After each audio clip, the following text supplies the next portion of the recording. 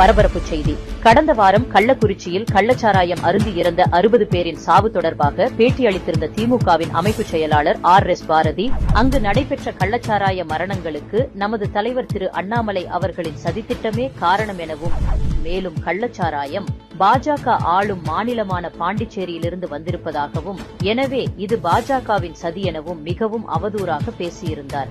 நான் சொல்றேன், அண்ணாமலையினுடைய சதி திட்டம் தான் இதுன்னு நான் சொல்றேன்.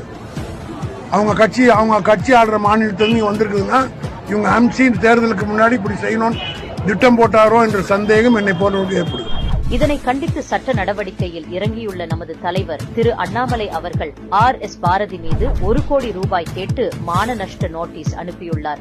அதில் தனது பெயருக்கு களங்கம் ஏற்படுத்தும் வகையில் உண்மைக்கு புறம்பான தகவல்களை தெரிவித்த RS பாரதி 3 நாட்களில் நிபந்தனையற்ற மன்னிப்பு கோராவிட்டால் ரூபாய் 1 கோடி நஷ்டீடு வழங்க வேண்டும் எனவும், மேலும் அதில் கிடைக்கும் தொகையான 1 கோடி ரூபாயை கொண்டு கள்ளக்குறிச்சி கருணாபுரத்தில் போதை மறுவாழ்வு மையம் அமைக்க பயன்படுத்தப்படும் எனவும் தெரிவித்துள்ளார். திமுக ஆட்சியில் நடைபெறும் தவறுகளை சுட்டிக்காட்டும் எதிர்க்கட்சி தலைவர்கள் மீது அவதூறுகளை அள்ளி வீசும் திமுகவினருக்கு நமது தலைவர் அனுப்பியுள்ள நோட்டீஸ் தக்க பாடமாக அமையும்.